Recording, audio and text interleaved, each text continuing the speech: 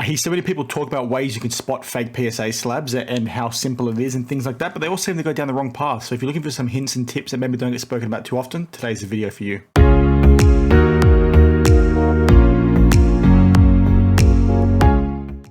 Hey everyone, danthecardman back again. Welcome to another video. Now today's video is going to be pretty interesting. As you can see by the title, we're going to talk about ways you can spot a fake PSA slab. I don't have a fake PSA slab on me, but I've seen enough videos out there where so many people seem to focus on a few small elements within the slab itself, and there's more things that you should be looking for. So I just want to try and educate as many people as possible. Now, I did have a separate video planned. If you watch some of my most recent videos talking about how grading companies need to improve in general, decided to shift that from today up until next Thursday, just because I did a deep dive into BBC's authentication process, which if you haven't seen already, please check it out.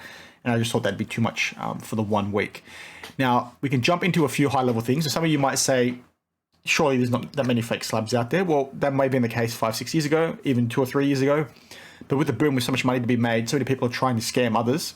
And you can see things like here on eBay where you've got simple search, right? Barely even searching for anything. You can see PSA slabs for sale on eBay. You go into Alibaba and then there's more, right?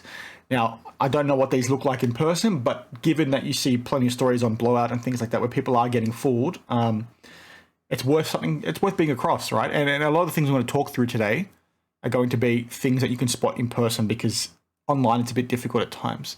Now, very quickly, jumping to these cards, I've got a Donnarumma here and a Kobe rookie.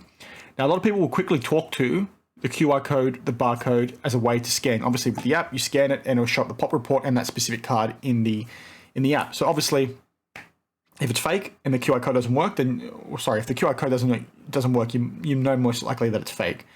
But one caveat to that, when so many people talk about this process, right, they say, well, the QR code works, you should be sweet. No, because it's really easy for people to copy that QR code, right? Who's to say they can't just take this label, right, copy it, and then print it, put it in a fake slab, and then Bob's your uncle, right? And you've got a fake slab now, you're going to fool someone because the QR code still works.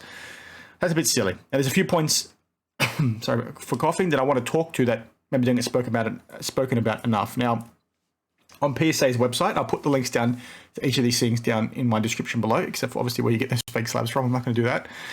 But you'll see they call out a few, there's like 6 points in here that they think are super important and ways that you could tell if something's fake, right? So you've got, on the front of the label, you could obviously tell by the print quality first and foremost, right? If you're looking at the label like I am right now and it doesn't look that good, then it's a good chance it's fake. There's a few other things like the PSA logos in the background with the illumination effect. I believe this refers to the UV light. Someone can correct me if I'm wrong. You've got the lighthouse logo itself, which is going to be refractor based. That's very difficult for someone to replicate, right? Because there's layers to this printing process. It's not just printed once on a generic printer to get that effect, which I'll show you again when we bring the camera down. It's quite difficult, right? So you need to have a proper process, proper printer in place to do that sort of stuff. And then they talk about the label in the background as well. And in terms of the back, something's really interesting here that you definitely cannot fake is the PSA logo on the back with a UV effect. So basically you put it into the sun or you get a UV light and you shine it on it. This logo is going to show up quite prominently. The little PSAs, that is. That won't work if it's a fake slab or fake label, right? Now, similar things to the front, you've got the PSA logo printed at the back here in layers, similar to like a banknote, and then obviously the on-off PSA lighthouse label. So those are the really important things with regards to a label, right? So I'll jump down to the label. You can sort of see how some of this stuff works, right? You can sort of see the refraction there. It's not picking up the best on my camera, but you can sort of see it refracting, and then it's quite textured. Sorry about the camera. You can see it's quite textured, right? And you can see the little PSA logos on the right. That's something that's quite difficult for someone to copy, to fake. So from a label perspective, those are the things you should look for. Most of this stuff are going to be quite difficult for you to spot on an auction listing, but why is everything showing up so orange? It's weird. It might be difficult for you to show up in a listing or anything like that, which is why it's always best to get these in your hands and just to feel around. Now, in terms of the slab itself, I'll just jump to a separate window.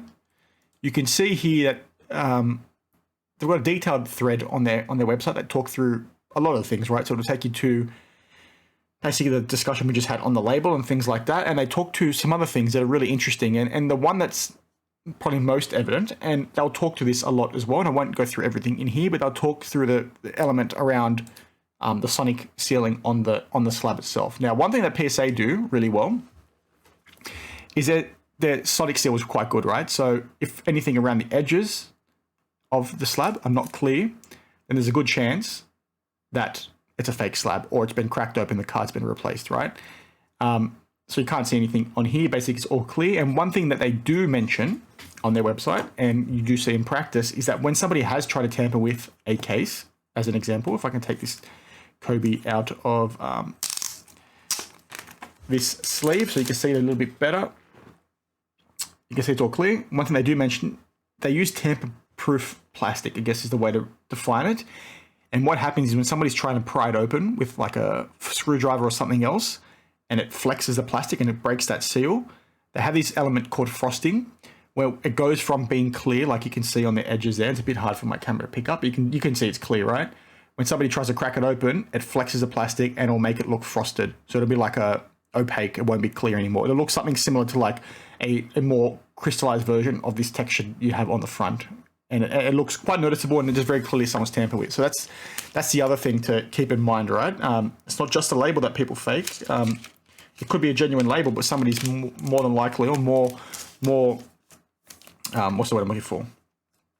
It's probably easier for them to crack the slab open, take the card out, and put a shittier card in there or a fake card in there, reseal it, and then they've tricked someone, right? So looking for those edge wear damage and things like that on the slab itself is just as important as checking out the label, if not far more important.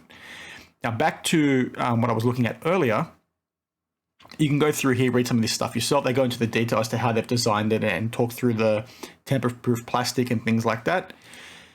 There's another website here called allvintagecards.com, which deep dives into all the changes that PSA have made, right? Because the things I just talked to are probably really only relevant to the cards that are in the current slabs, the modern slabs that PSA are leveraging and implementing. Cards that were graded back in 1991, as an example, are not going to look, well, I don't know if they were operating in 1991, that's when they started, I'm not sure when they started doing cards, but you get the idea, right? Older slabs have different rules that apply to them, and what this website does is go through them all in large detail. So they were operating in 1991, just to correct my earlier error, but they'll talk through ways you can spot issues and fakeness, is it the word I'm looking for? That's not even a word, right? For various different types, right? So they go through all the different iterations that PSA slabs have occurred, and they'll talk through, okay, what do you need to look for with that respective error? So pretty cool. I'll put that in the link description below. But like I said, the point of today's video was just to highlight a couple of things, right? Because so many people, when they do talk about ways to spot fake slabs, they purely just go off the barcode and the QR code, and they'll say, if that works, you're sort of good, which is true to an extent. But like I said, people can easily make copies of these. They won't look very good, so make sure you check out the labels in detail. That's why it's better to buy cards in detail, in person, because you can check it out, right? Do a quick once over of the label. If it doesn't look right, it doesn't look right. And then from a slab perspective, look for the whiting around the sonic seals, because it should be clear. If it's not clear, the slab has either been tampered with or it's an issue straight from PSA, which I'd be surprised with because they would have probably picked it up. So very high level, just a couple of PSA slabs there that I thought I'd talk to. Let me know your thoughts down in the comments below if you know any other tips and tricks on how to spot them. Like I said, the 3 websites I'm going to put in the description below should be your guidance. Don't just look at the QR code. Don't just look at the barcode like so many people tell you to do. There's so many other things.